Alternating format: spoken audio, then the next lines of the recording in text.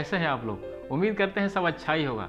दोस्तों, एक लेटेस्ट सर्वे से पता चला है कि बेरोजगारी को देखते हुए लोग अब सिर्फ एक ही बच्चे को पैदा करने के लिए सोच रहे हैं। अपनी जनरेशन में सबसे कम एक बच्चे को ही अच्छा बनाना चाहते हैं, क्योंकि आपने देखा होगा कि महंगाई इतनी बढ़ गई है, लोग बेरोजगारी के पीछे भाग रहे हैं। स्टडी का इतना बड़ा ट्रेंड चला हुआ है कि लोग 32-33 साल तक एजुकेशन ही करते रहते हैं, और ऐसे में जब बच्चे का प्लान करते हैं तो उनके चेहरे पे एक बहुत अच्छी अजीब सी खुशियां आती है।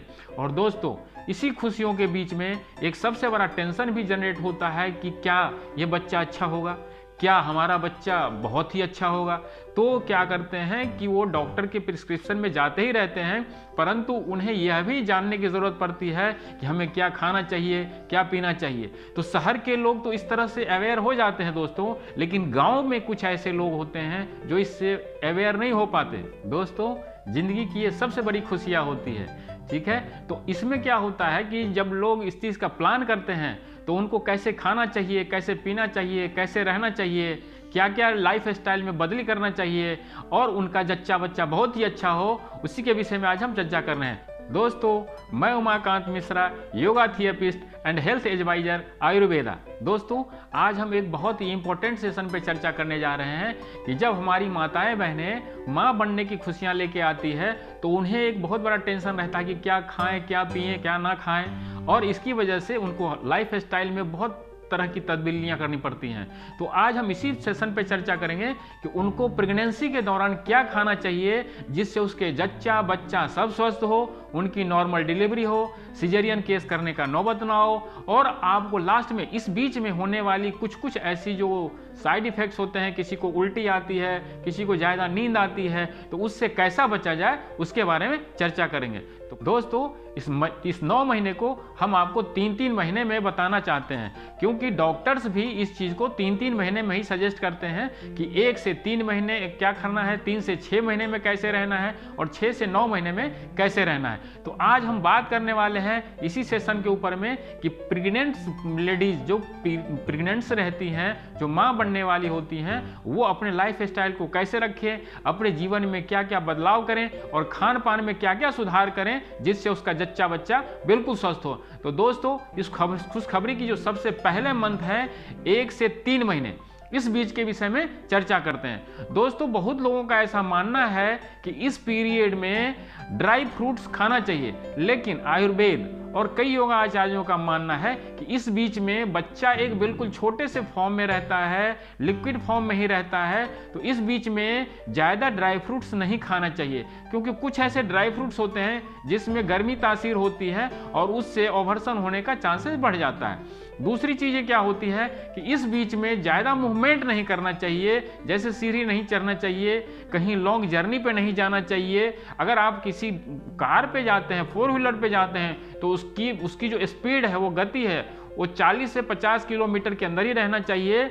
इसके अनुकूल अगर आप चलते हैं तो जो सबसे बड़ा प्रॉब्लम इसी पीरियड में होता है, 1 से 3 महीने में होता है, इसमें क्या होता है कि ओवरसन होने के ज़्यादा चांसेस रहते हैं, क्योंकि एक तो बच्चा बिल्कुल लिक्विड फॉर्म में ही होता है, और जब आप सीढ़ियाँ चढ़ते हैं, आपकी गाड़ी स्पीड रहती है, रोड ब्रेकर्स का ख्याल नहीं रखते हैं, तो ऐसे में ओवरसन होने का चांसेस ज़्यादा बढ़ जाता है। तो इससे आपको बचना है।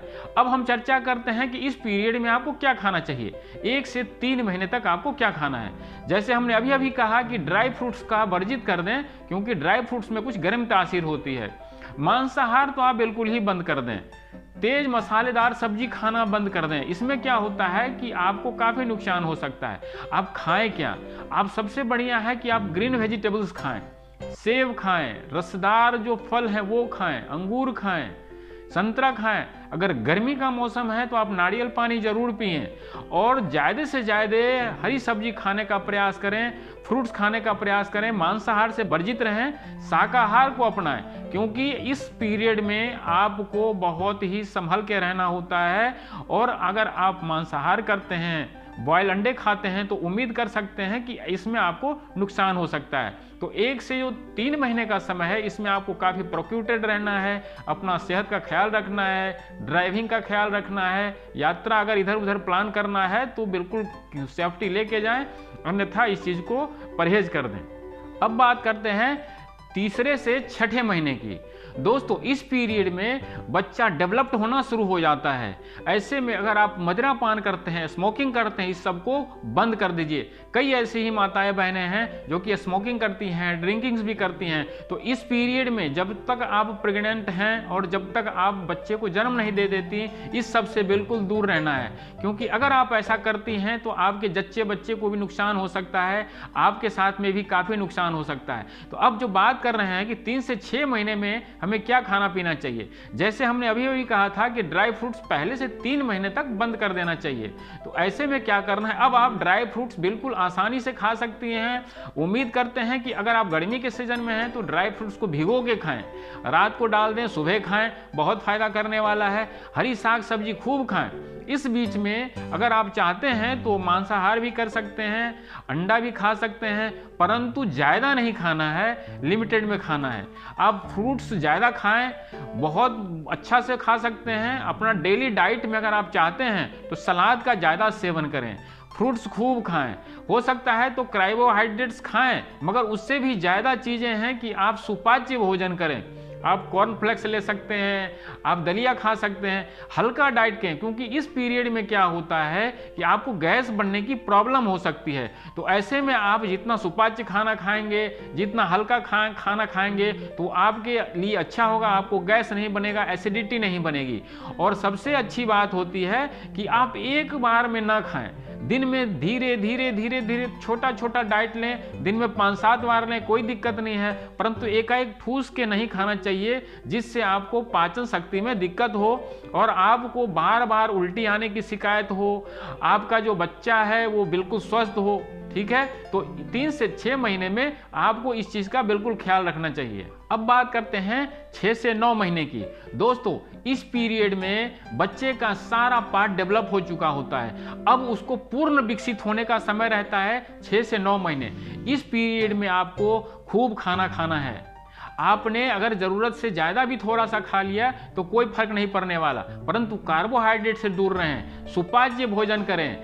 आप केसर वाला दूध पी सकती हैं, आप जो है उबले अंडे खा सकते हैं, नारियल पानी की जिसकी हमने चर्चा करी वो कर सकते हैं। और फ्रूट्स का ज़्यादा से ज़्यादा, अखरोट, बादाम, मुनक्के, किशमिश, और अगर आप चीनी लेती हैं तो जो मिश्री होता है धागे वाला, उसका इस्तेमाल करें और गाय का दूध का सेवन करें। ठीक है, तो और दूध से बनी चीज़ें जैसे हो गया दही, हो गया मक्खन, हो गया छाछ, हो गया, ये सब आप बिल्कुल इस्तेमाल करें। इससे आपका बच्चा बिल्कुल स्वस्थ होने वाला है। और क्योंकि इस पीरियड में ही बॉडी के पूरे पार्ट्स डेवलप होते हैं, तो कहीं कोई कसर ना रह जाए, इसका आपको पूरा ख्याल रखना है। सुबह शाम कम से कम आपको 1 चम्मच घी खाना है, जिससे क्या होगा कि आपके जो चेहरे ड्राई हो जाते हैं, आपने देखा होगा कई इस पीरियड में माताएं बहनें के ओठ फट जाते हैं, स्किन पूरा ड्राई हो जाता है, सूख जाता है। तो ऐसे में आप अगर घी का भी सेवन करते हैं तो आपका बॉडी में बिल्कुल जो लुब्रिकेशन है वो बना रहेगा, आपके चेहरे वेहरे नहीं फटेंगे।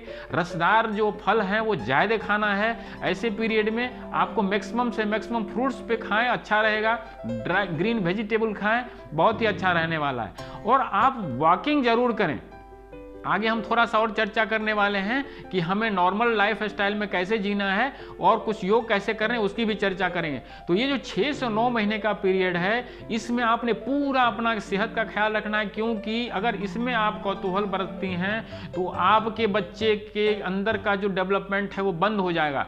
आपने देखा होगा कि कई ऐसे बच्चे पैदा होते ही जॉन्डिस के शिकार हो जाते हैं। कई ऐसे बच्चे होते हैं जिसको बोलते हैं कि उसके दिल में छेद हो गया है। तो कई ऐसे बच्चे होते हैं जिसका मेंटल डेवलपमेंट नहीं हो पाता है। तो ये 6 से 9 महीने का जो पीरियड है वो काफ़ी क्रूशियल पीरियड होता है। इस पीरियड में आपको अपने खान पान का, अपने सेहत का पूरा ख्याल रखना है। ठीक है, तो अगर आप 6 से 9 महीने तक अपने सेहत का बिल्कुल अच्छा ख्याल रखते हैं, खाने पीने पे ध्यान रखते हैं, तो आपका बच्चा बिल्कुल डेवलप्ड, हेल्दी और सब कुछ बेहतरीन होने वाला है। दोस्तों आपको क्या खाना चाहिए इसकी चर्चा हमने अभी करी, और हमने इसी पे हेल्दी मॉल पे एक फुल डाइट इन एक सिंगल प्लेट डाला हुआ है। उसकी में कंप्लीट डाइट है। अगर आप उसको सेवन करती हैं तो आपको 100% है कि गैस से रिलेटेड कोई प्रॉब्लम नहीं आएगी और आपका जच्चा बच्चा बिल्कुल स्वस्थ रहेगा। अब हम आपको एक महत्वपूर्ण जानकारियां शेयर करने जा रहे हैं जो कि आपको 1 से लेकर के 9 महीने तक में देखना है। जैसे आपको बिल्कुल खुश रहना है, आपको बिल्कुल खुशनुमा माहौल बना के रखना है। घर के अंदर किसी प्रकार की टेंशन लेके नहीं आनी है।